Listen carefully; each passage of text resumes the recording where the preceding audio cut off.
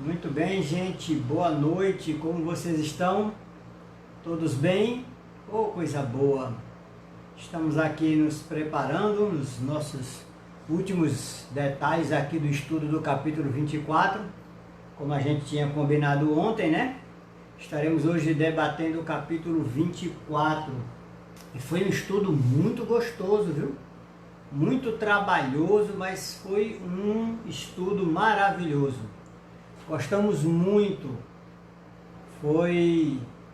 Gastamos um bom tempo debruçados sobre a palavra de Deus e foi algo de muita alegria, muito prazeroso, tá certo? Enquanto as pessoas aqui estão entrando na nossa sala, deixa eu colocar aqui essa foto dessa gata linda, essa minha jangadinha aqui, ó.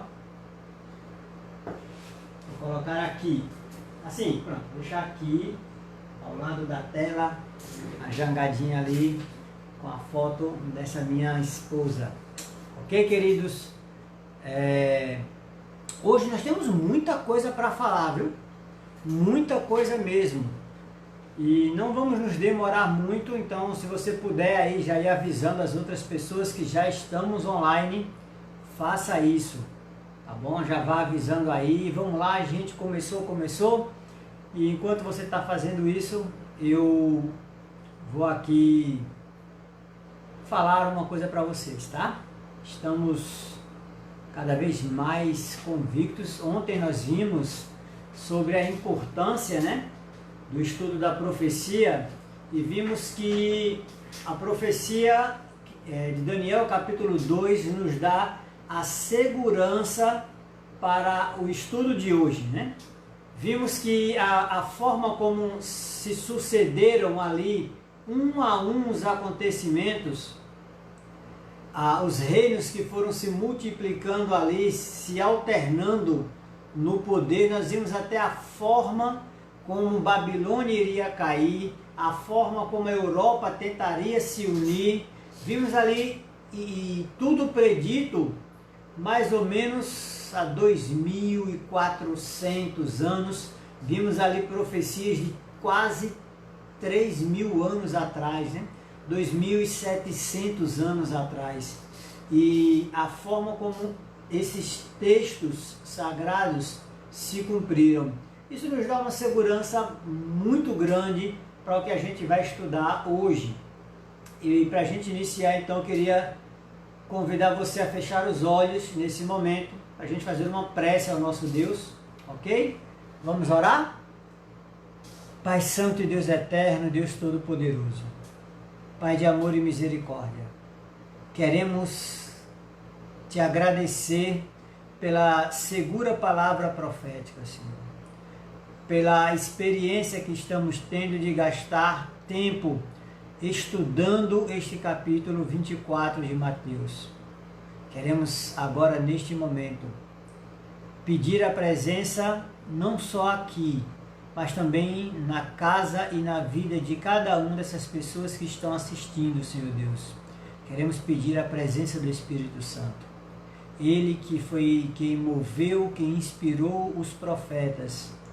Ele que ilumina as nossas mentes, preparando-as como o agricultor prepara a terra, Senhor, para receber a boa semente.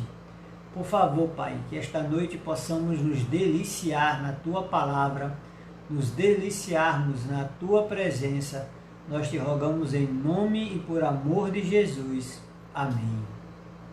Amém, queridos.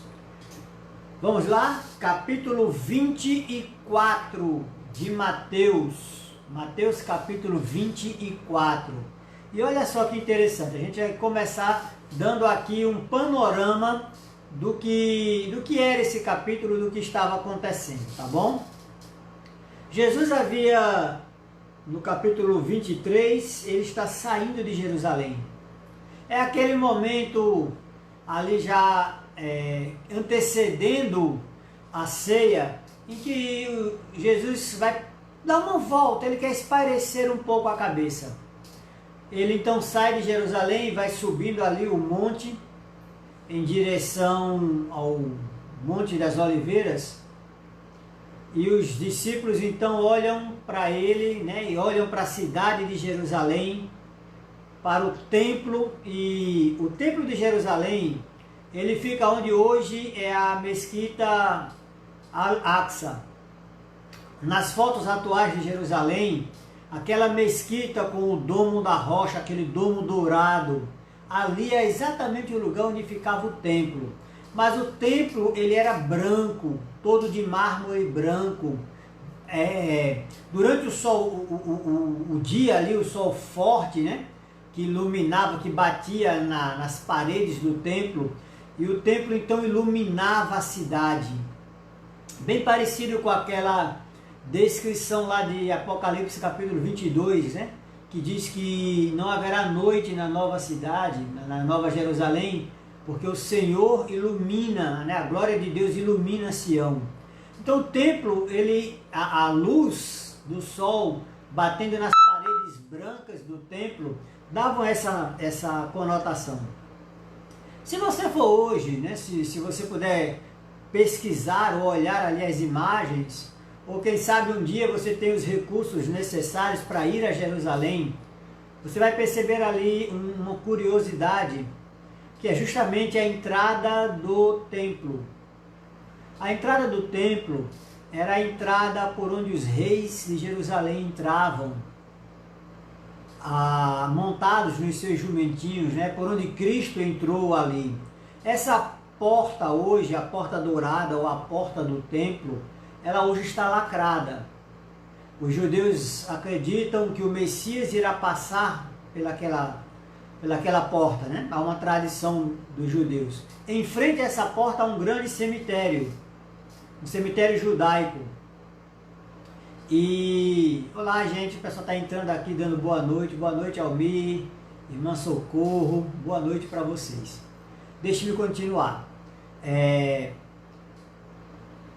Esse cemitério, ele está propositalmente posicionado de frente à porta do templo, porque os judeus acreditam que o Messias, quando abrir as portas e passar pela porta do templo, então ele irá ressuscitar os judeus que ali estão mortos, né, estão os seus corpos depositados ali, e restauraria então a glória de Jerusalém. E olha que coisa interessante, né? Agora as pessoas estão entrando aqui. Boa noite, Jean, Carlos Augustinho, boa noite, Leandro. Sejam todos bem-vindos a esse nosso bate-papo, tá? É um bate-papo mesmo, gente. Dúvidas, perguntas, pode ir colocando, a gente está vendo aqui e a gente vai então dar voz à sua colocação. Se você desejar participar ao vivo, aqui embaixo da tela do seu celular tem uma câmerazinha, você pode clicar nela e você pode então dividir a tela. Nós vamos dividir a tela com todo o grupo e você pode fazer a sua pergunta pessoalmente, tá? Você tem ali compartilhar tela. Valdirene, a irmã Valdirene está dando aqui boa noite, pastor. Boa noite, irmã Valdirene. Ela está... É um prazer, né, ter você aqui conosco.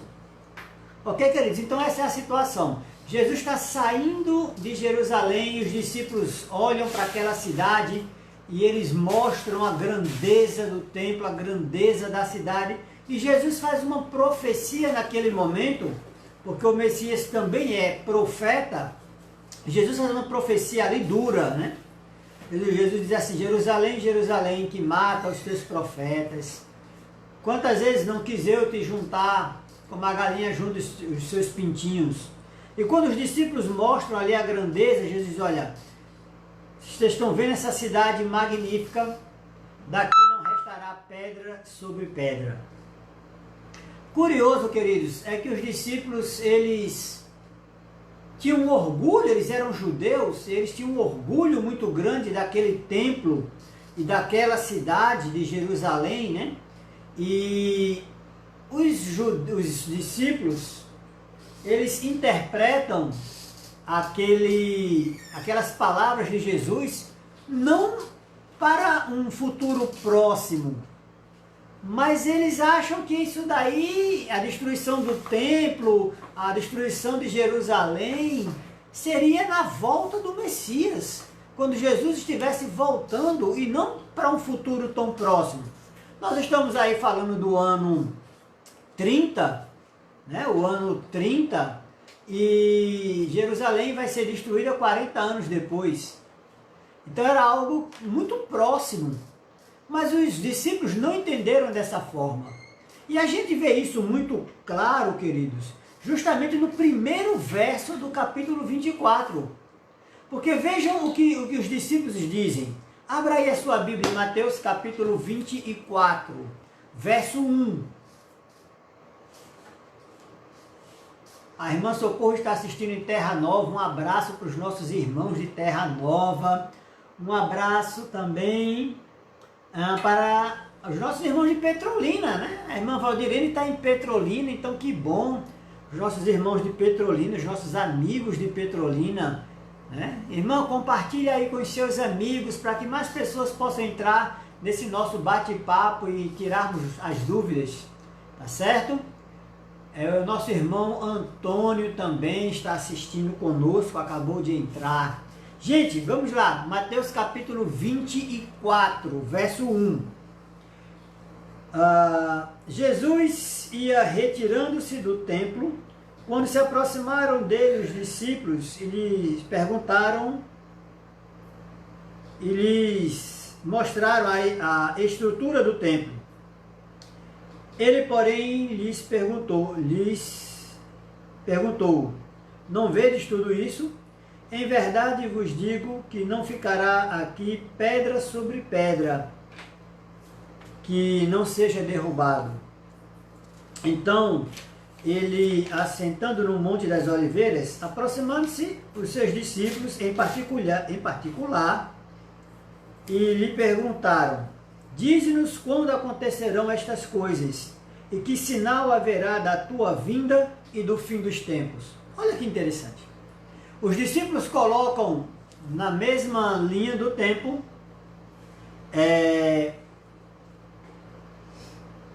a destruição de Jerusalém, os sinais dos tempos e a vinda do Messias como acontecendo tudo de uma vez só. Nosso irmão Cláudio, lá de Sanharó, irmão Cláudio, seja bem-vindo. Irmã Margarida, seja bem-vinda. Jeane, seja bem-vindo, vocês, queridos. Irmã Tereza também, seja bem-vinda, irmã Tereza. Então, perceba como está estruturado o pensamento dos discípulos.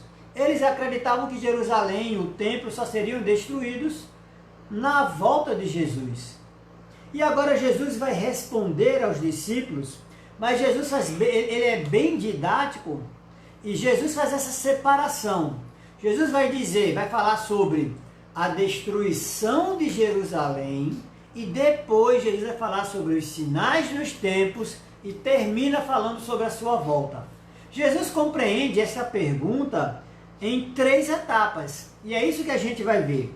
Grande parte dos sinais que Jesus dá com respeito à destruição de Jerusalém, eles também podem ser aplicados como sinais no tempo do fim. Muita coisa vai acontecer e é isso que a gente vai discutindo aqui, a gente vai vendo aqui. Alguns desses sinais já se cumpriram, né? Quando Jesus fala aqui que não ficaria pedra sobre pedra, Jerusalém caiu, né, nas mãos do general Tito, ali por volta do ano 70. Flávio Joséfo descreve o cerco de Jerusalém no livro História dos Hebreus como algo terrível, queridos. O cerco durou ali alguns meses, na verdade alguns anos. E a fome na cidade foi tão grande que diz que as pessoas, elas comiam as migalhas das mesas, elas comeram folhas, elas comeram o que puderam comer. É muito semelhante ao cerco que Jerusalém também sofreu, mas nas mãos de Nabucodonosor, né? onde as pessoas comiam até as fezes dos pombos. Foi algo terrível. Quando já cansados do cerco, os soldados romanos invadiram a cidade, e o general Tito, ele não tinha o interesse, o intuito de destruir Jerusalém. O que ele queria era tomar novamente o controle da cidade, muito menos o de atacar o templo.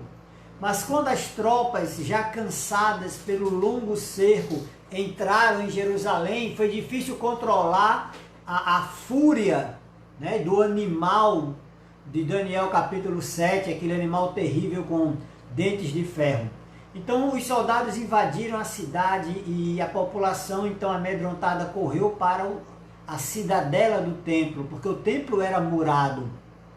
E muitos correram para tentar se proteger dentro do templo, e achando que ali o Senhor não permitiria que a sua casa, o seu templo fosse então invadido. E infelizmente, queridos, os soldados invadiram também a cidadela e destruíram o templo, incendiaram a cidade. Realmente de Jerusalém não sobrou muita coisa. Flávio Joséfo descreve uma destruição total. Diz que apenas 5 torres dos muros e um pedaço do muro ficou de pé, mas dentro da cidade não ficou nada de pé. O que nós conhecemos hoje sobre Jerusalém e o que nós vemos hoje sobre a cidade antiga, a cidade velha, na verdade data de uma reconstrução do primeiro século e de uma posterior reconstrução também, ali já por volta da época das cruzadas, né? Mas da cidadela do templo não restou verdadeiramente nada, ok? Então isso assim é o panorama que nós temos, queridos, do que Jesus estava falando, né? Mas se nós olharmos direitinho e se nós formos analisar aqui, a gente não vai ler todo o capítulo, mas eu vou separar aqui pontos estratégicos do capítulo. Eu queria convidar você agora a falar sobre o verso 6. Vamos ler aqui o verso 6. Acompanhe comigo. O verso 6. Ouvireis de guerras e rumores de guerras, mas cuidado para não vos alarmardes. Tais coisas devem acontecer, mas ainda não é o fim. Olha que coisa, entende? Aí você vai dizer assim, pastor, esse verso está se referindo ao quê? A exatamente o que estava para acontecer nos dias de Jerusalém. Tá certo? Nós vamos separar aqui, para ficar de uma forma mais didática, 3 grupos de sinais, para a gente não misturar as coisas, tá certo? Então nós vamos avançar um pouco no capítulo, retornamos quando os sinais se repetirem, e vamos usar o princípio de que a Bíblia interpreta a Bíblia e que muitos sinais e profecias paralelas a esse capítulo 24 nós vamos consultá-las também, tá certo? Então basicamente nós vamos separar aqui 3 grupos de sinais, tá certo? Nós vamos olhar primeiro sinais no mundo religioso, depois nós vamos olhar sinais no mundo social, sinais sociais, e por fim, sinais na natureza, ok? Sinais na sociedade, na natureza e no mundo religioso. Vamos começar pelo mundo religioso então. Quando Jesus estava falando sobre a sua vinda e sobre os sinais que antecederiam, e eu quis começar pelo verso 6, porque aqui no verso 6 está a primeira chave, o que deve ficar concentrado na sua mente, que não vai poder sair da sua mente durante todo esse estudo, é o final do verso 6, tá certo? Eu vou repetir aqui para você. Ainda não é o fim. É isso que você tem que colocar na sua mente quando a gente for estudando aqui os sinais no mundo religioso, no mundo social e no mundo na natureza, tá bom? Eu vou aqui mais para perto que eu bati aqui no fio e quase desligo o computador. Então vamos lá. No mundo religioso, nós vamos ter aqui 3 versos para a gente ler. Vamos ler aqui o verso 5, o verso que antecedeu esse primeiro que a gente leu. O verso 5, ele fala sobre o mundo religioso antes da volta de Jesus. Irmã Alice, boa noite, querida. Seja bem-vinda ao nosso bate-papo. Então vamos lá, mundo religioso, ok? Nós vamos ler 3 versos, o verso 5, o verso 11 e o verso 24. Jesus vai repetir 3 vezes os mesmos sinais e entende isso, por que Jesus está repetindo isso? Porque era comum no pensamento judeu, no pensamento judaico, como não há muitas palavras nesse meio, no dialeto hebraico e aqui no aramaico também, o que é que eles faziam então? Quando eles queriam dar uma ênfase, eles não usavam um superlativo absoluto. Quando eu digo que eu estou com muita saudade, eu posso dizer que eu estou com muitíssima saudade. Isso quer dizer que a minha saudade é muito grande, né? Quando eu estou feliz, eu estou felicíssimo. Mas os judeus não tinham essas palavras. Então o que era que eles faziam? Eles repetiam aquilo. Quando, para descrever o tamanho da santidade de Deus, em Isaías capítulo 6, Isaías diz que os anjos, os querubins que voavam em torno do trono, diziam santo, santo, santo. Tamanha é a santidade de Deus. É como se Deus fosse santíssimo. Mesmo nas profecias de Daniel, quando a gente traduz o santo dos santos, né, o santíssimo, na verdade a palavra ali é santos do santo. Ou seja, a palavra santa se repete para intensificar. E este sinal no mundo religioso é repetido 3 vezes como um grande alerta, como um grande sinal que antecederia a volta de Jesus. Veja o que fala aqui então o verso 5, depois nós vamos ler o 11 e na sequência o 24. Acompanhe conosco essa leitura. 24, verso 5. Pois muitos virão em meu nome, dizendo, eu sou o Cristo, e enganarão a muitos. Verso 11. Surgirão muitos falsos profetas, e enganarão a muitos. Verso 24. Pois aparecerão falsos cristos, e falsos profetas, e farão tão grandes sinais e prodígios, que se possível fora, enganariam até os escolhidos. Vamos agora analisar o que se repete mais vezes, o que se repete menos vezes. Irmã Paula, lá na Bahia. Tudo bom, querida? Que bom ter você aqui conosco. Perceba aqui, queridos, esses 3 sinais, esses 3 versos. O que mais se repete aqui é a palavra engano e a palavra falsidade. Por 2 vezes, Cristo fala sobre falsos cristos. Por 2 vezes, Cristo fala sobre falsos profetas. Mas 3 vezes vai se repetir a palavra engano e a palavra e o termo muitos, muita gente, e por fim até os escolhidos. O que isso traz para mim, para minha mente? E é isso que eu quero trazer para vocês também, para a gente refletir um pouco. Veja só, uma multidão de pessoas estariam em engano, estariam sendo enganadas no mundo religioso, tá certo? Uma quantidade de enganos. E quem seriam os enganadores? Primeiro, falsos cristos. E quando eu digo falsos cristos, vamos entender que não é alguém de barba, de roupa de pano. Olha, Aricégio de Sanharol, o vereador Aricégio, seja bem-vindo, querido. Que bom ter você aqui com a gente. Paulo Bruno, professor Paulo Bruno, eu não sei se ainda está em Fernando de Noronha, né? Ele era diretor em Fernando de Noronha, mas nós nos conhecemos há muitos anos atrás lá em Garanhuns. A irmã Zelma, lá de Mimoso Seco, também sejam bem-vindos. É um prazer imenso ter vocês aqui essa noite para a gente conversar um pouco, só para a gente bater aqui esse papo sobre esses sinais do tempo do fim.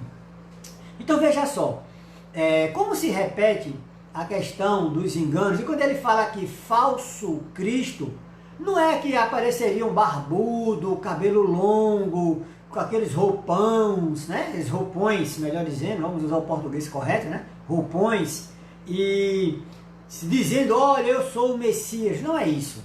Não é isso, queridos. Quando ele fala aqui falsos cristos, vamos aqui pensar o seguinte: o que foi o ministério de Cristo aqui na Terra? Primeiro, o ministério de Cristo foi anunciar o evangelho do reino, né? Anunciar o reino dos céus. Segunda coisa, o ministério de Cristo foi expulsar demônios. Cristo, ele pregou sobre o reino dos céus. Cristo expulsou demônios. Cristo também curou, né? Ele curou enfermos, ele ressuscitou mortos e ele multiplicou pães e peixes. Então, se a gente fizesse um resumo das atividades de Cristo relatadas na Bíblia, eu teria esse pilar aí de quatro ações. Então, quando aqui Cristo está dizendo que se levantariam falsos cristos, e aí mais à frente ele vai dizer no verso 11, né, que fariam sinais. No verso 21 ele repete, operando grandes sinais. Esses falsos cristos estariam reproduzindo de uma forma falsa milagres, curas. E quando ele fala aqui imensos prodígios, né, prodígios que enganariam até os escolhidos de Deus, o povo de Deus. É o pastor Emerson Alves que entrou aqui. Ah, querido, que bom! Nos ajude aqui, tá? Não aqui é um bate-papo, então você pode ou dividir a tela aqui comigo e acrescentar, pastor, ou se você quiser também digitar aqui no chat, né? Aí um comentário, nos ajude também, vai ser muito bacana. Nós temos também aqui a irmã Salete, né, de Uricuri. Salete, que bom, filha, ter você aqui conosco, professora, não é isso? Lá da escola Dom... Oi? Secretária da escola Dom Idílio, olha só, que saudade deu agora, hein?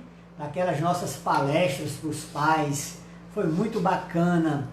Os 2 anos que passamos em Uricuri e a parceria que fizemos com a escola Dom Idílio. Queridos, então, os falsos cristos aqui, eles seriam as pessoas que no mundo religioso estariam falsificando o ministério de Cristo, anunciando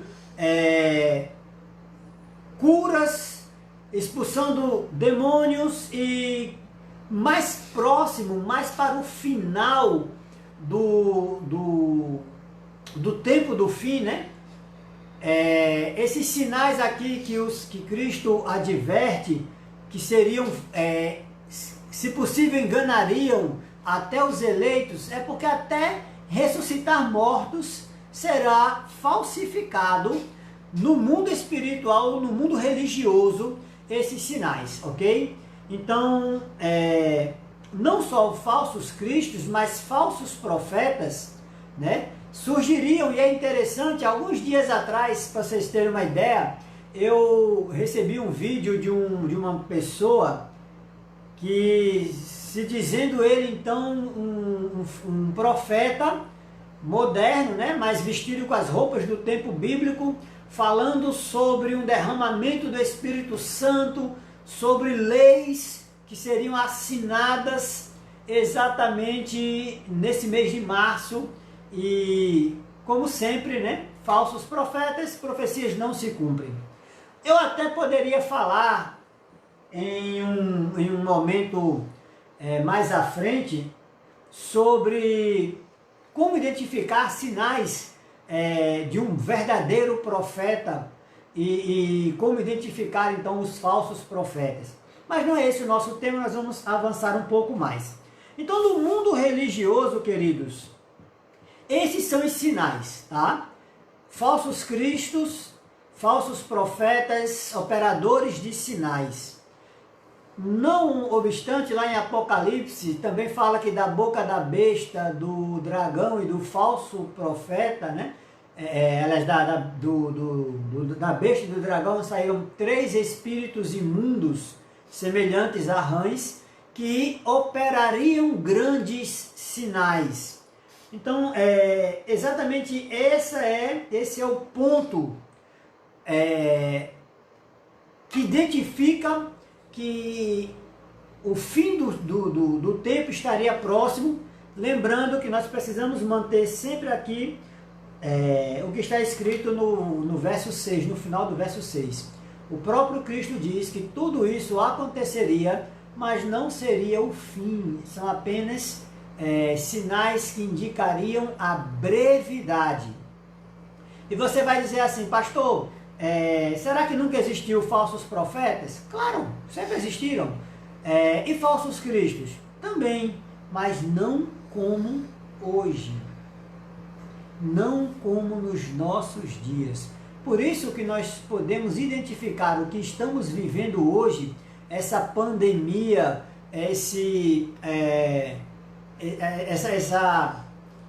essa reviravolta que o mundo está dando, como realmente um dos sinais que antecedem a vinda de Cristo. Nós vamos falar nisso ao longo desses dias em que iremos estudar sobre profecias bíblicas, né? Mas além dos sinais que antecedem a vinda de Cristo no mundo espiritual, nós temos sinais também que Cristo fala no nosso mundo real, tá? Eu queria convidar você agora para a gente dar uma olhada no verso 6, tá bom? E depois no verso 7. Mateus capítulo 24, verso 6 e verso 7. Ouvireis de guerras e rumores de guerras, mas cuidado para não vos alarmardes. Tais coisas devem acontecer, mas ainda não é o fim. Levantar-se-á nação contra nação, reino contra reino, e haverá fomes, pestes e terremotos em vários lugares. Vamos agora para guerras e rumores de guerras. E agora você vai me dizer assim, peraí, pastor. Agora você vai dizer que as guerras que estão acontecendo aqui, não, agora é sinal da volta de Jesus. Aí vai forçar a barra, porque ele é evangélico, ele vai agora querer aplicar. Vamos com calma, ok? Lembre-se que nós estamos aqui falando sobre profecias para o tempo do fim. A questão, queridos, aqui não é a guerra. Porque desde quando Caim e Abel fizeram sacrifício, que Abel guerreou, né, num sentido assim mais amplo da palavra guerra, guerreou ali contra Abel, ele intentou, porque o que é a guerra? A guerra é um exército tentando matar outro exército. Então, desde o primeiro homicídio, nós temos guerra no mundo. As guerras sempre aconteceram no mundo. A questão não é que as guerras sempre aconteceram. A questão é a frequência e a quantidade de guerras. Eu vou aqui falar para vocês rapidinho. Os estudiosos aqui analisam, né, os historiadores, as pessoas aí mais eruditas, elas estudam e elas estavam ali analisando e percebendo que o século XX, ele é considerado como o século do banho de sangue. Para vocês terem uma ideia, queridos, mais ou menos 200 milhões de pessoas perderam a vida só no último século.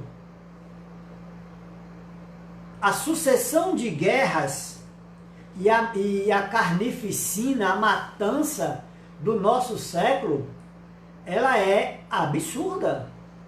Enquanto os homens se tornam mais cultos, enquanto os homens se tornam ainda mais eruditos, também se tornam mais violentos. Eu queria destacar aqui um termozinho, porque eu gosto dos detalhes do texto, tá? Os detalhes do texto são interessantes. Ele fala aqui assim: e ouvireis falar de guerras e rumores de guerras. O que é o rumor de uma guerra? É uma guerra que se cria uma expectativa, mas que ela não acontece.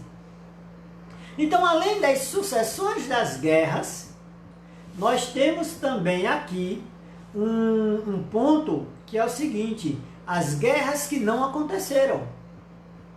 E aí eu posso destacar aqui os anos da Guerra Fria, tá certo? Aquela expectativa de que o mundo iria entrar em uma terceira guerra mundial e que nunca aconteceu. Um caso clássico deste ano agora foram aquela tensão, aquela expectativa de mais um conflito ali no Oriente Médio entre o Irã e os Estados Unidos.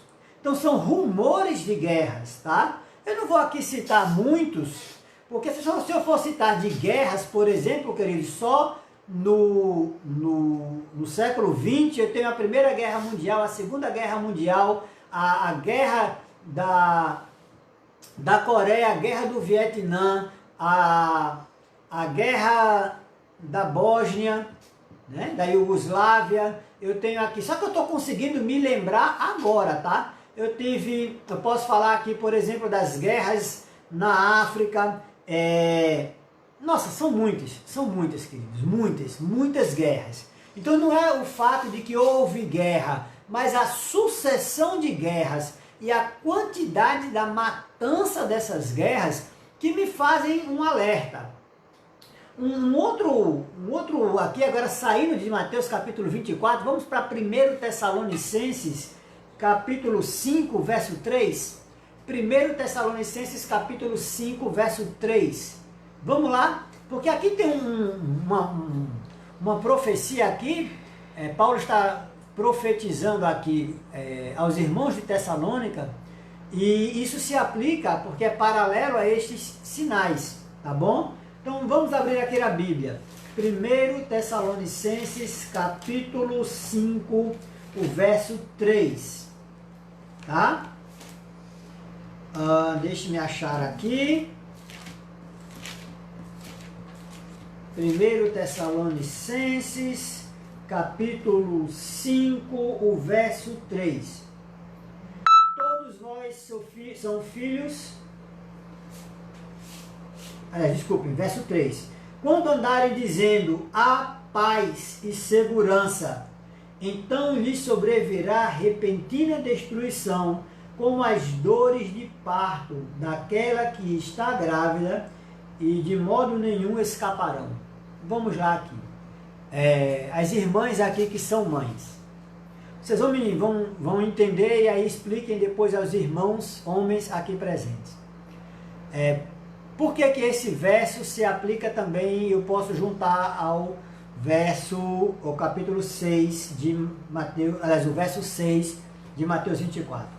Primeiro, queridos, as dores de um parto de uma mulher, ela não é tudo de uma vez.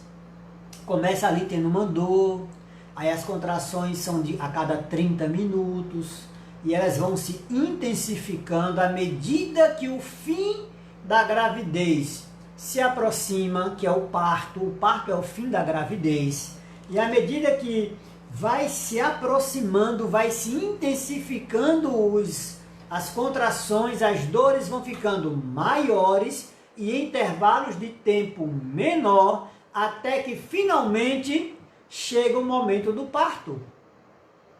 Outra coisa aqui, outro detalhe desse verso é quando falarem em paz, eis que virá repentina destruição.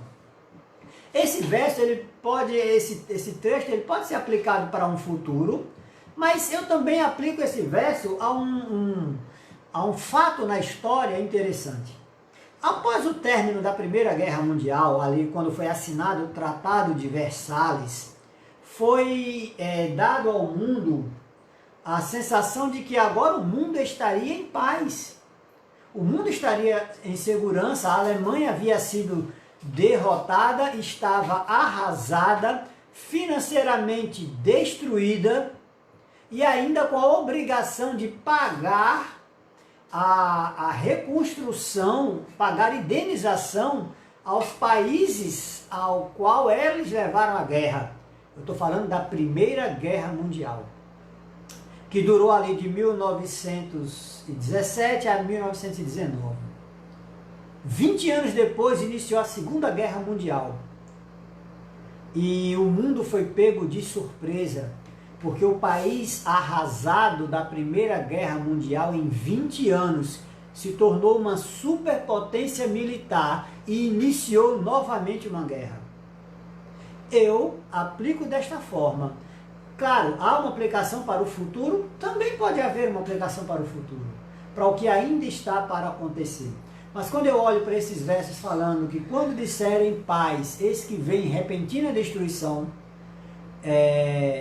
e eu vejo ali como a máquina de guerra alemã ressurgiu e conquistou ali grande parte da Europa e pegou as nações despreparadas.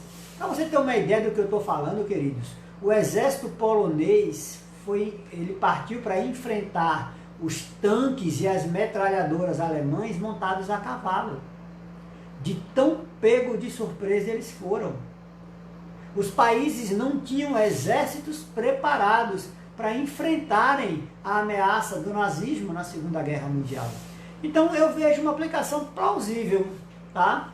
Para esse momento. Eis que quando disserem paz, eis que vem repentina destruição. E aí eu vejo isso acontecendo também, tá certo? E sem falar também, queridos, que no nosso século, agora no século 21, estou até preocupado com o tempo, hoje nós não temos absolutamente nenhuma condição de terminarmos em 1 hora, a menos que a gente interrompa e no sábado que vem a gente dê continuidade. E aí eu quero saber agora a sua opinião, tá certo? Se você acha que a gente deve interromper quando completar 9 horas, que é o nosso prazo, ou se vocês quiserem estender um pouco mais, vocês vão dizer aí, pastor, encerramos às 9 horas ou então estendemos um pouco mais. Vá colocando aí a sua opinião no nosso chat para que eu possa ir vendo aqui e sabendo como conduzir, já que nós temos aí 14 minutos para as 9 da noite, tá? Para as 21 horas. Ok? Então, continuando. No nosso século, o que é que nós temos então? No nosso século, nós temos, além dessas guerras, né? E as ameaças, e aí se nós formos falar em ameaças de guerra só no nosso século, eu tenho aquele conflito entre Irã e Estados Unidos, né, no início do ano. Nós temos essa constante de ameaça por exemplo, da Coreia do Norte, né, que vez ou outra lança um míssil e é uma ameaça de uma guerra nuclear que pode acontecer, que pode suceder a qualquer momento. Eu queria aqui destacar um ponto, queridos, sobre guerra nuclear, porque hoje as grandes potências nucleares do mundo, elas têm bombas nucleares suficientes para destruir mais ou menos 17 planetas Terra. Ou seja, dava para destruir 17 planetas como o nosso, com guerras nucleares. E hoje, eu estou falando isso por quê? Porque hoje os grandes líderes mundiais, qual é o medo deles? Não é de um terrorismo nuclear. Você já parou para pensar se tantos mísseis nucleares em tantos países do mundo, se de repente um míssil desse cai na mão de um terrorista? Já pensou como seria? Qual a consequência disso? Então, além por exemplo, do ISIS, né, do Estado Islâmico, e da Al-Qaeda, Já pensou se esses grupos terroristas tivessem, por exemplo, uma arma nuclear, ameaçando usá-la, detoná-la em algum país? Então, a imagem e a ideia de um terrorismo nuclear, ela é real nos nossos dias, tá? Eu estava lendo sobre isso, sobre esse assunto, e me deparei com essa questão que eu confesso nunca ter pensado antes, mas que agora se torna uma realidade. É a ameaça de um terrorismo nuclear nos nossos dias, no século XXI. Dito isso, eu queria agora passar, queridos, me deem permissão, para avançarmos para os sinais na natureza. Ok? Nós vimos agora sinais, nós já vimos, né, os espirituais, os falsos cristos, operando sinais. Nós vimos então a questão agora das guerras e rumores de guerras, e porque esse verso pode ser aplicado aos nossos dias. E agora nós vamos entrar na natureza, tá certo? E por fim, então, nós vamos depois ao mundo social. O que é que a gente tem então de natureza para se aplicar aos nossos dias? Nós vamos ver aqui no capítulo 7, né? Mateus capítulo 24, aliás, desculpe, né? Quando eu disser capítulo, gente, entenda que é versículo. Tem hora que a gente já falou tanto aqui, que tem hora que a gente dá uma trocada, né? Então, o capítulo 24, verso 7, ele fala especificamente sobre o mundo, a natureza, né? O mundo natural. E ele diz aqui, né? Se levantará nação contra nação, reino contra reino, e haverá fome e pestes e terremotos em vários lugares. E aqui está o segredo, queridos, tá? Em vários lugares. Você vai dizer assim para mim, pastor, peraí, Ricardo, peraí, fome sempre teve no mundo. É verdade. Terremotos sempre tiveram no mundo. É verdade. Pestes, é só você ver aí, vai dizer que agora o coronavírus, o Covid-19, é a peste, é um sinal da volta de Jesus. Pestes sempre tiveram no mundo. E eu vou lhe dizer o quê? É verdade. Mas nunca em tantos lugares e nunca em uma sucessão tão rápida, acontecendo em tantos lugares ao mesmo tempo. Porque talvez você não saiba, mas essa semana, por exemplo, teve um terremoto, mais um terremoto. No meio de uma pandemia, um terremoto nos Estados Unidos. Se você for olhar, queridos, vamos agora por partes, tá? Vamos analisando parte por parte. Fome. Ok, fome sempre existiu no mundo, mas nunca tanta gente passou fome. Nunca tanta gente está passando fome. E você vai dizer assim para mim, pastor, mas a gente tem super safras no mundo. O Brasil é praticamente o celeiro do mundo, com safras gigantescas de milho, de soja, um dos maiores produtores de carne bovina, mandamos para o mundo todo. É verdade, queridos, mas pasmem vocês. Um terço, praticamente, na verdade um oitavo, desculpem, um oitavo, o que dá aproximadamente 13% da população mundial, está subnutrida, está passando fome. Nos nossos dias aqui na pandemia, a gente está vendo pessoas começando a passar fome. Quem era autônomo, quem estava desempregado e não conseguiu o auxílio emergencial, está passando fome, vai passar fome. É por isso que eu aproveito esse momento agora para fazer um apelo a você, meu irmão e minha irmã. Vamos nos ajudar, vamos nos juntar, vamos doar um pouco do nosso alimento. Nós estamos aí com o nosso estoque de cestas básicas já no fim. Precisamos renovar esses estoques. Então entre em contato com a assistência social da sua igreja, com o líder da assistência social da sua igreja. Não doe 1 quilo de alimento apenas, doe uma cesta básica, doe 5 quilos, doe o que você puder doar, o que Deus colocar no teu coração. Agora, se você acha isso, pastor, você está falando aí, 13% da população está subnutrida, perfeito. Mas 21 mil pessoas morrem por ano, não de Covid-19, mas de fome. Entendeu? 21 mil pessoas por ano morrem de fome em pleno século 21. E este ano eu creio que muito mais pessoas irão morrer de fome. Tá? Isso dá, queridos, é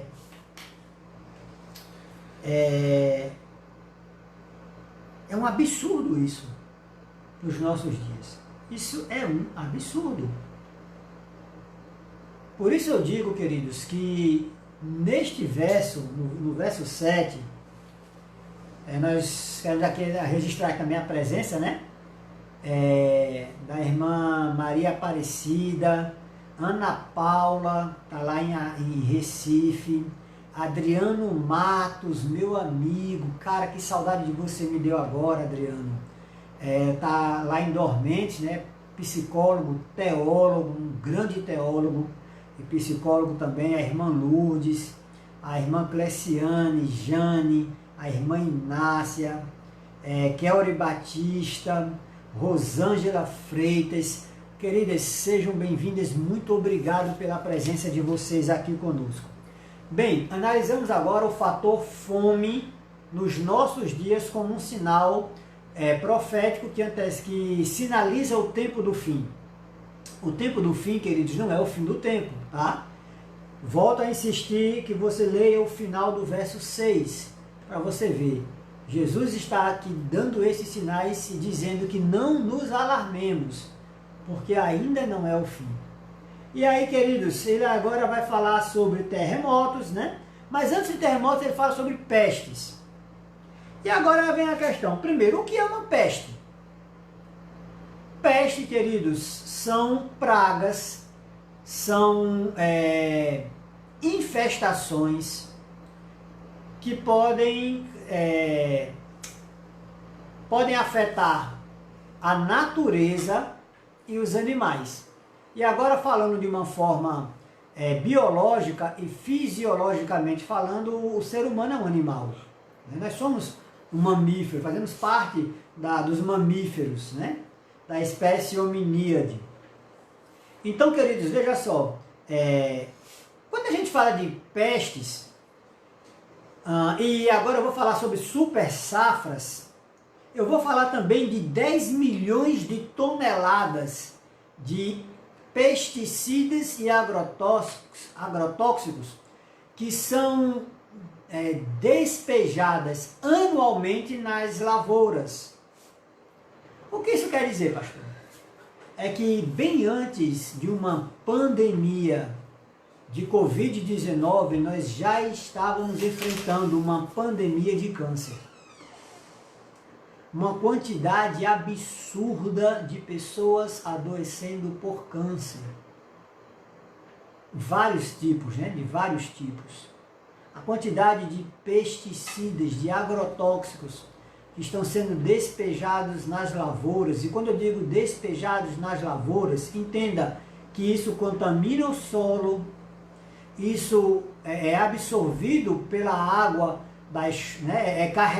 carreado pela água da chuva, pela irrigação das lavouras para os subsolos e isso contamina o lençol freático. A água que nós estamos ingerindo já é uma água contaminada com agrotóxicos. A questão é que o governo, o que é que o governo diz? Bem, como nós não temos como limpar, como desinfectar a água, nem os alimentos, o que é que a gente diz?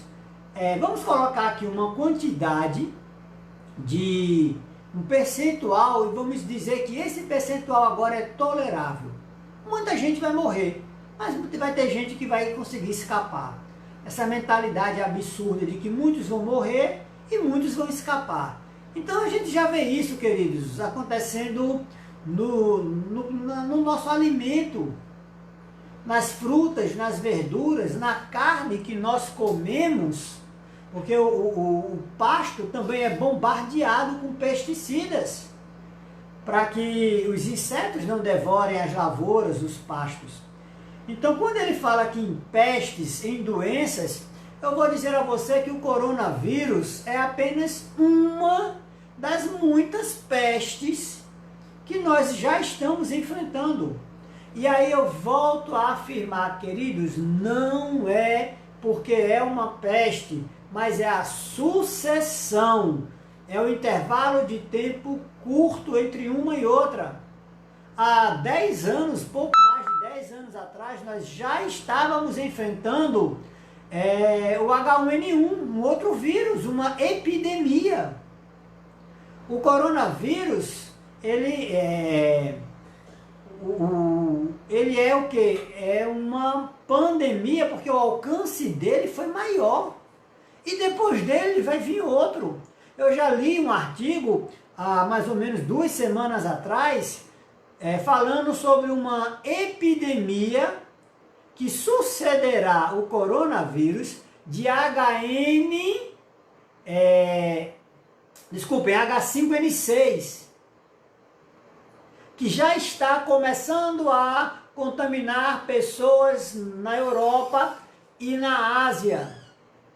Então não se preocupe, porque não é o que o coronavírus é um sinal, mas o que está acontecendo, na sucessão em que está acontecendo, e não só o coronavírus, mas essa epidemia de câncer, essa pandemia, porque é no mundo inteiro, de câncer e de outras enfermidades provocadas por alimentos, tá certo?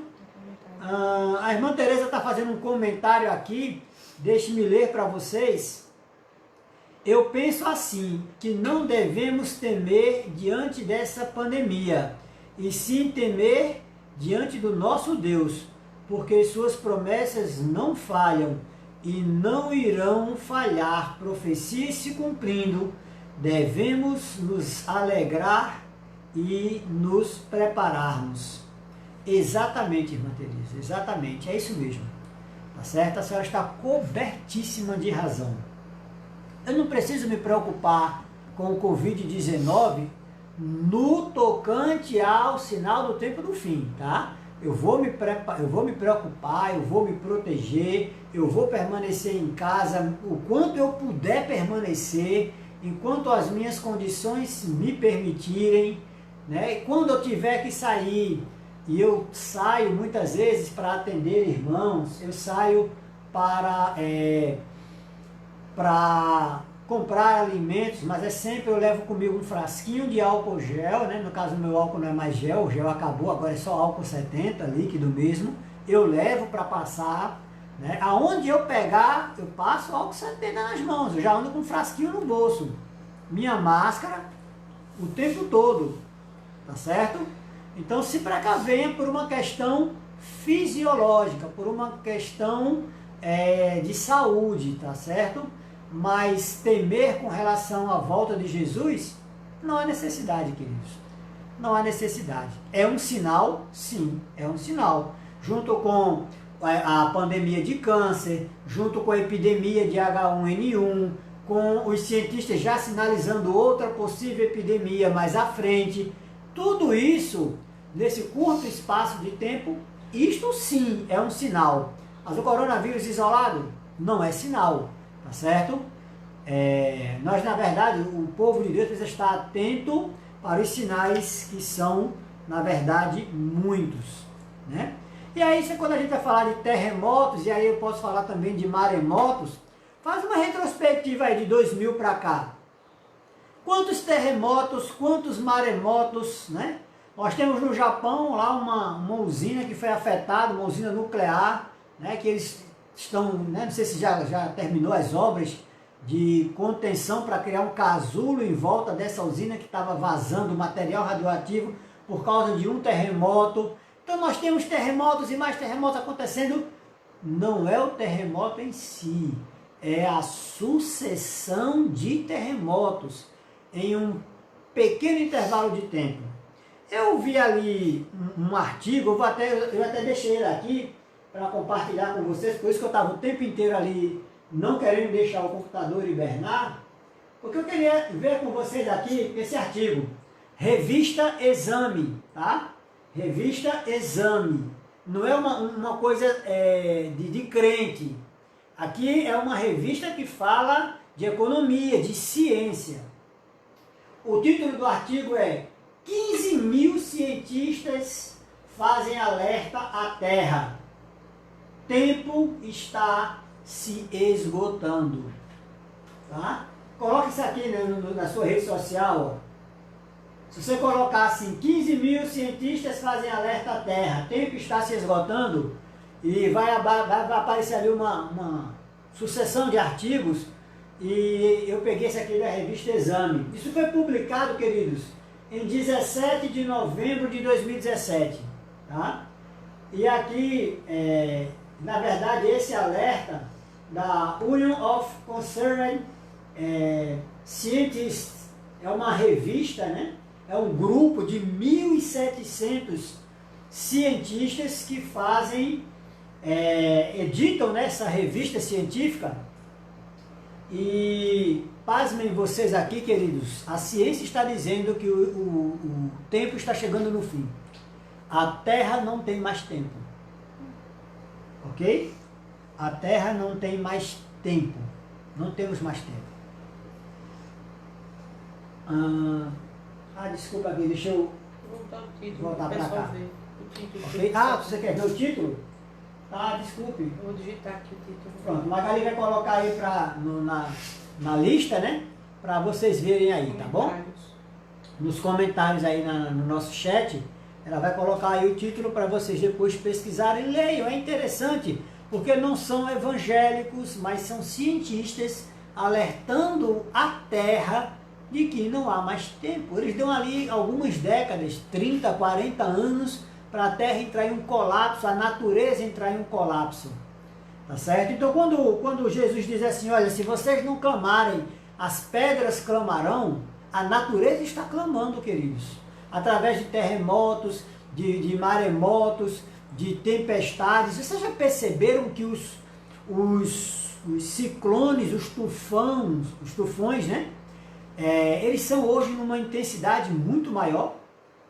Eu confesso a vocês que eu só vim descobrir o que era um furacão categoria 5 de 2000 para cá. Porque até então eu sabia que tinha categoria 2, 3, mas eu não sabia que existia a categoria 6.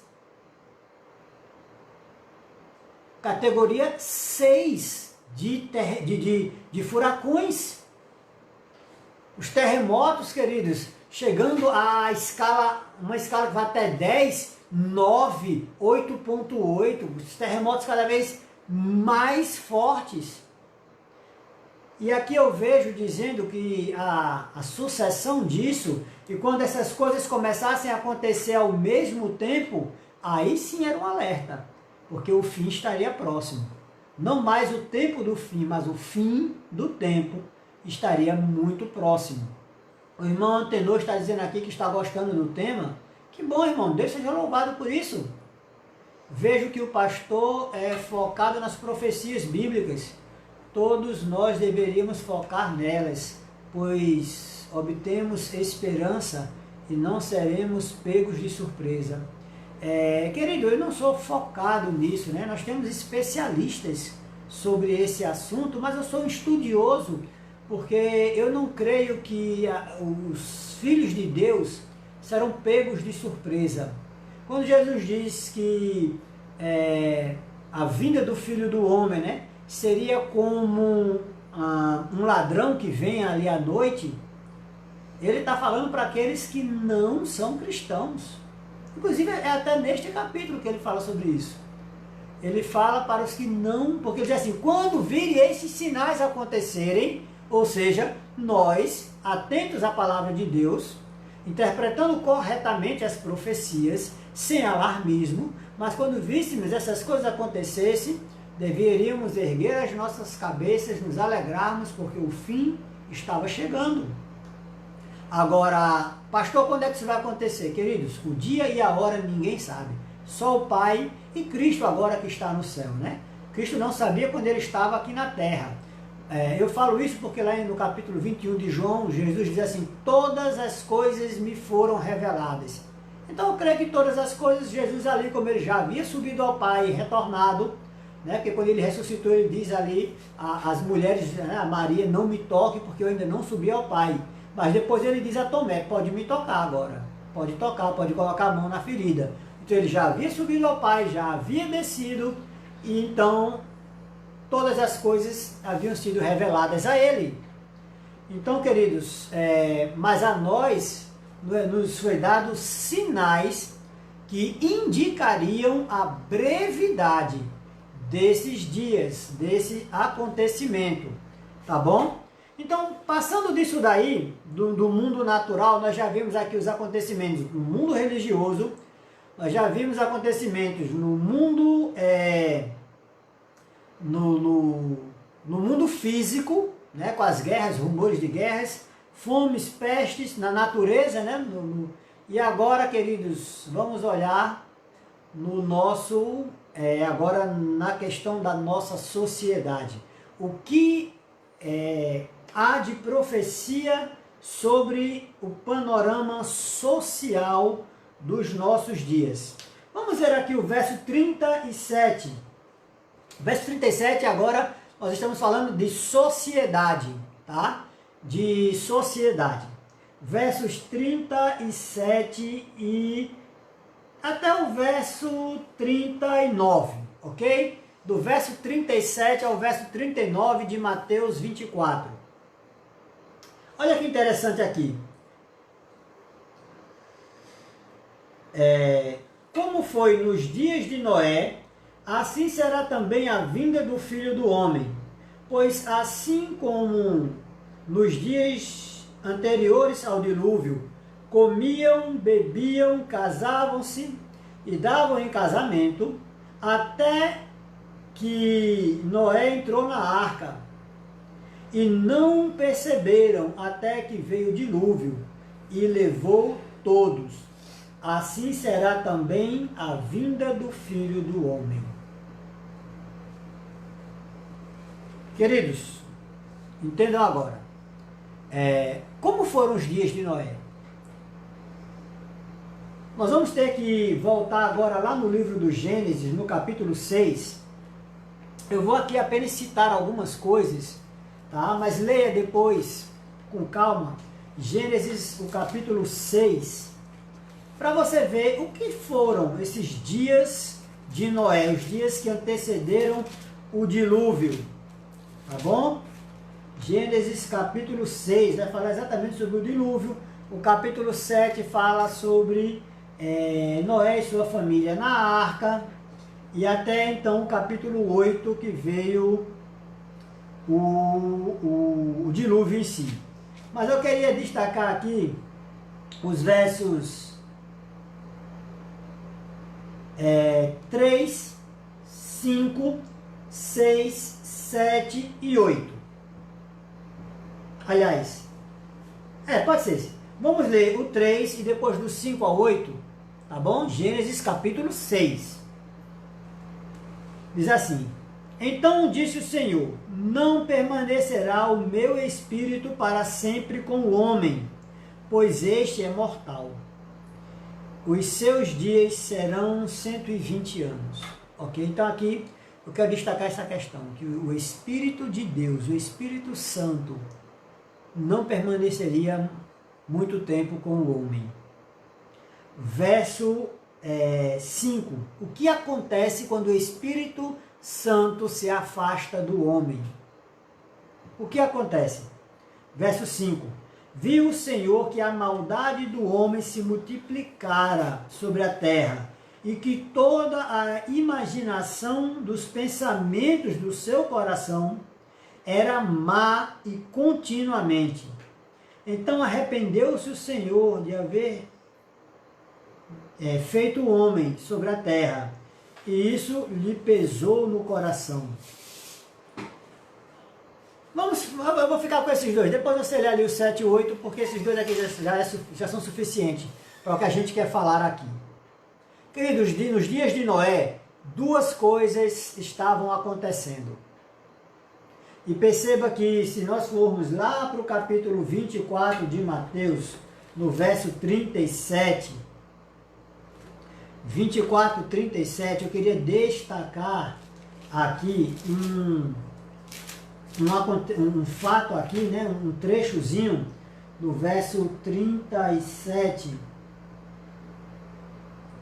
Como foi nos dias de Noé, assim também será na vinda do Filho do Homem. Agora nós estamos falando de o que antecede a volta de Jesus, tá? Nós vimos aqui que guerras e rumores de guerras, fomes, pestes eram sinais que indicavam que estava perto.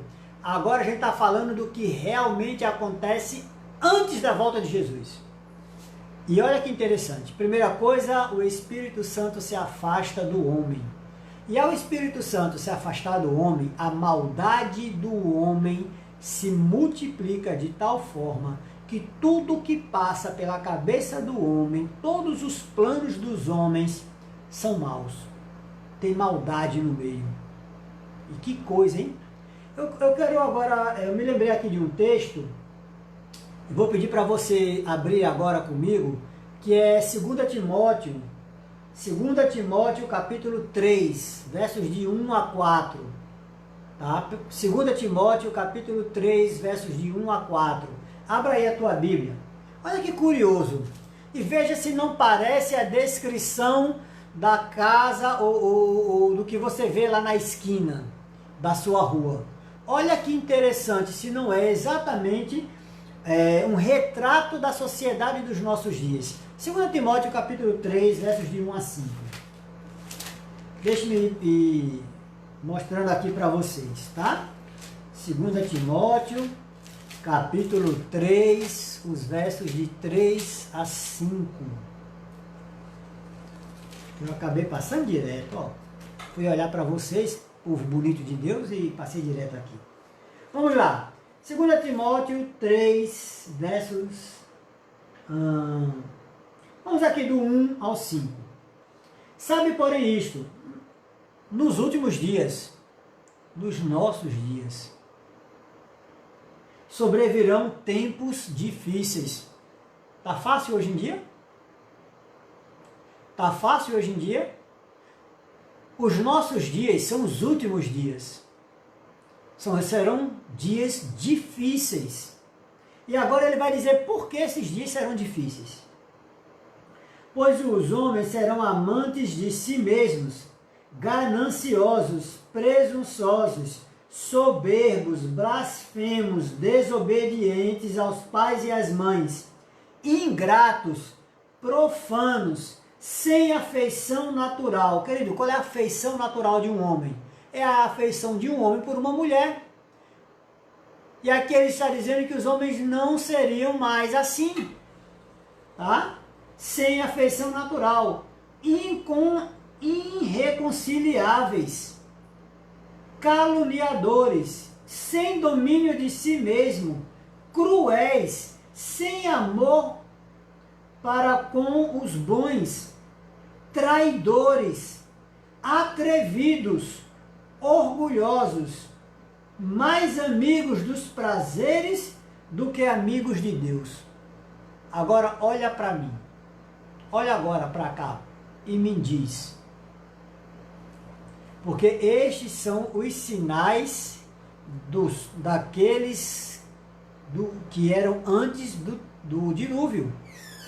Estes são os sinais daqueles que entristeceram o coração de Deus, ao ponto de Deus se arrepender de ter feito o homem. Naquela época do passado, Deus resolveu o problema com um dilúvio. E nos nossos dias, como Deus resolverá este problema? Deus resolverá este problema com a vinda de Jesus. Por isso, queridos, eu posso falar com segurança. Os dias que nós estamos vivendo são os últimos dias. Agora, quantos dias nós ainda teremos? Não sei.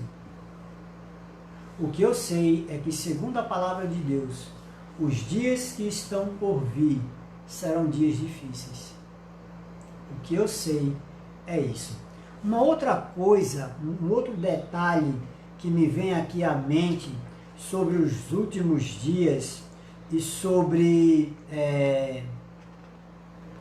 o que está acontecendo nos nossos dias, fala sobre economia, sobre dinheiro. Apocalipse capítulo 18, versos 16 e 17, a gente já está aí, né? 1h20, e eu vou encerrar agora, viu, gente? Não precisam se desesperar, nós vamos encerrar agora. Apocalipse capítulo 18, versos, deixa eu me lembrar aqui, versos acho que 16 e 17, deixa eu ver se é isso mesmo. 18, versos 16 e 17.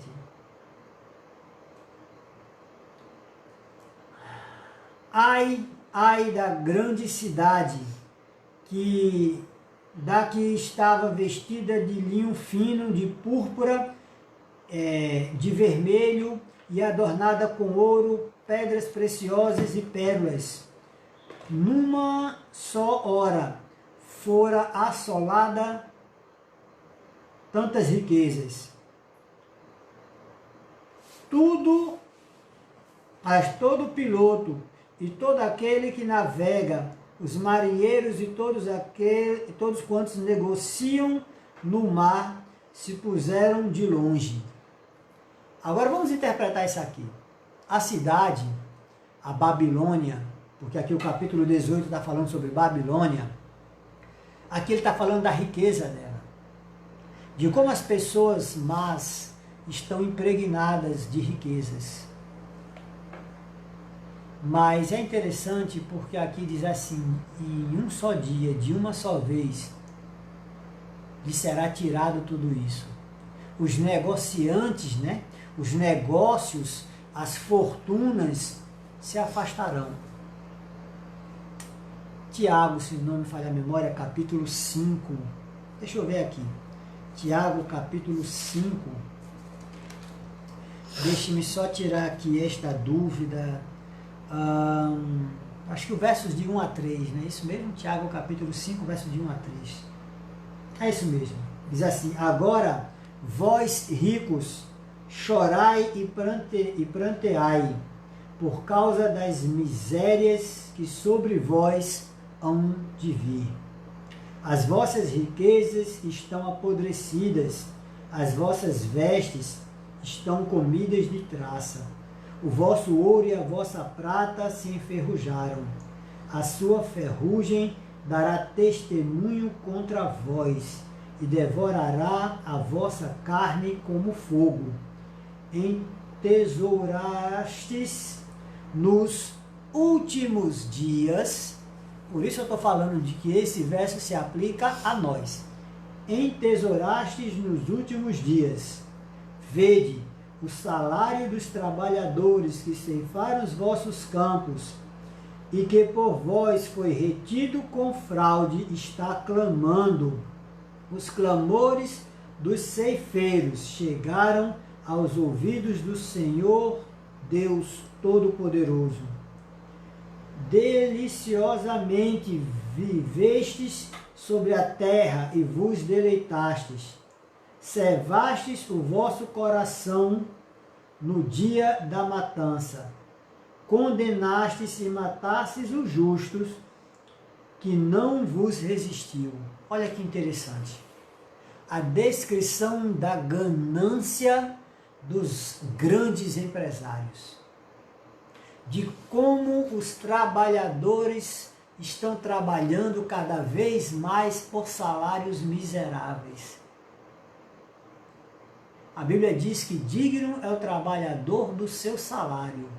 Mas aqui os grandes, os ricos, fraudulentamente roubam os mais pobres. E isso nos últimos dias. Tudo isso associado ao capítulo 24 de Mateus. Pensou nisso? quer descrição melhor dos nossos dias? Agora entenda, queridos, não é porque gente rica roubando gente pobre nunca aconteceu no planeta Terra. Mas é isso associado às pestes, aos rumores de guerras e a todos os sinais de Mateus capítulo 24, quando se juntam. E eu aqui nem estou falando de sol, lua e estrelas, né? Escurecimento do sol, a lua vermelha como sangue ou a chuva de estrelas, porque isso acontecerá novamente.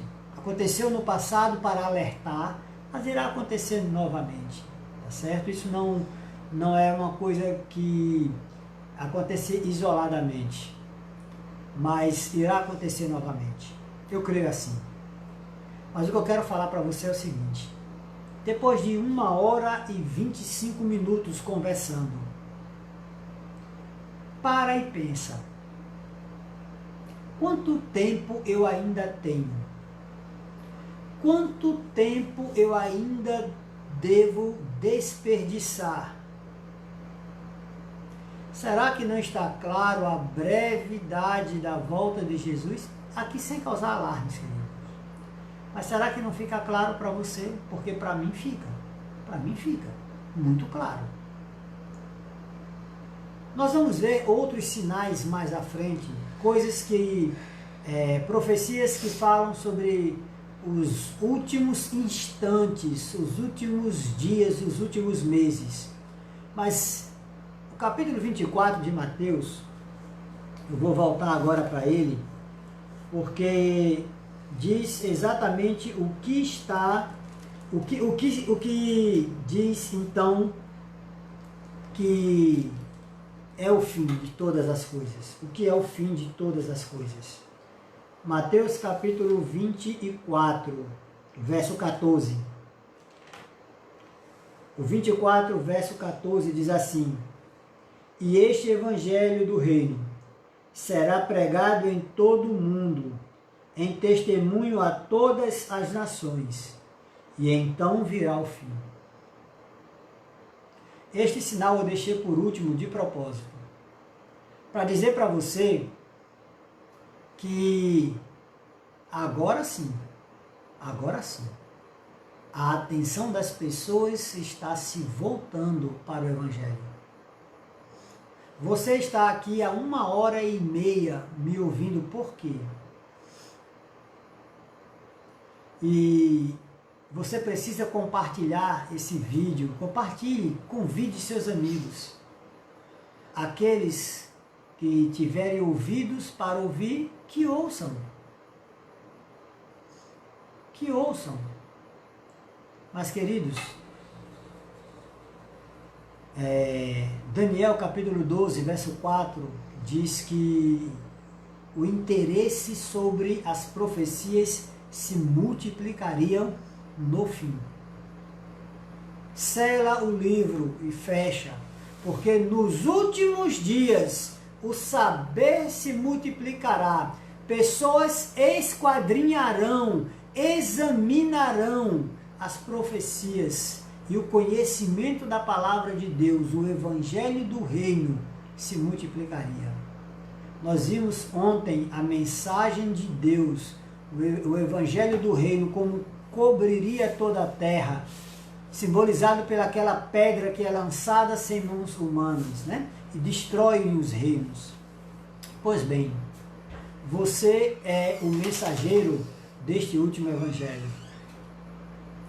Você precisa, irmão, minha irmã, meu amigo, você que é adventista, você que é católico, você que é espírita, você que é umbandista, não importa, você precisa falar disso.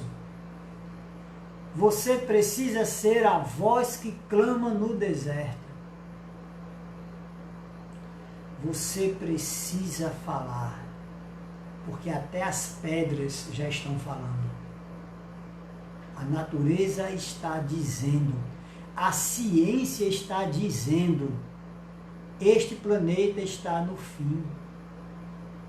E o fim de todas as coisas é a volta de Jesus.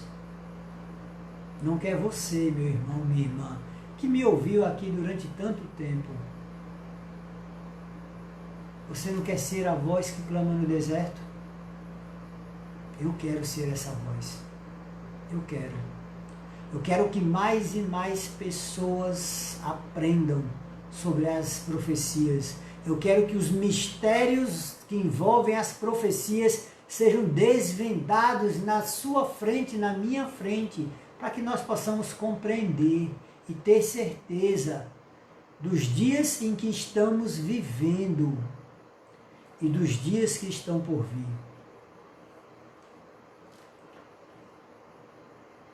Eu vou orar nesse momento. Eu quero orar por você nesse momento. Mas eu quero que você também fale com Deus, da sua forma, do seu jeito. Se você é católico e quiser rezar, reze o Pai Nosso. Se você é espírita e quer fazer uma prece, se você é evangélico e quer orar, faça do seu jeito. Mas peça a Deus que te dê sabedoria, força e coragem para ser a voz que clama no deserto. Endireitai o caminho para a vinda do Senhor. Sai dela, povo meu, porque caiu a grande Babilônia, a grande meretriz, que deu a beber às nações do vinho da sua prostituição. Feche seus olhos, vamos falar com Deus.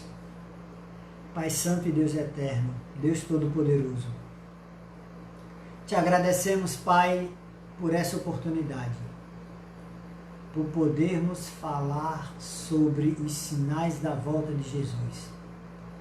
Com calma, com tranquilidade, sem alarme, sem fanatismos, usando apenas a Tua palavra, Senhor, porque a Bíblia explica a ela mesma. Obrigado, Pai, porque essa noite nós vamos deitar e dormir alegres, sabendo que o fim se aproxima sim, mas o fim de todas as coisas é também a nossa salvação, é a nossa alegria, é o nosso júbilo, é com que queremos sonhar esta noite, Pai. Tem misericórdia de nós, perdoa os nossos pecados, fica conosco, Senhor, fica conosco. Nós te pedimos em nome e por amor de Jesus. Amém. Amém, queridos. Fiquem com Deus. Uma boa noite. E que, antes de dormir, fale da volta de Jesus para alguém. Seja a voz que clama no deserto. Endireitai o caminho para a vinda do Senhor. Deus te abençoe, meu irmão. Até sábado que vem, onde nós vamos estudar um outro capítulo, vamos procurar aqui uma outra profecia. Nos foi pedido para falar sobre o capítulo 3 de Daniel. Podemos falar sobre isso, tá certo? Então vamos combinar assim, sábado que vem nós vamos falar sobre o capítulo 3, tá certo? De Daniel. Então 8 horas da noite, no próximo sábado, nós nos encontramos de novo, tá certo? Nessa mesma bate-hora, nesse mesmo bate-canal, nos encontraremos lá. Deus abençoe, boa noite e até lá.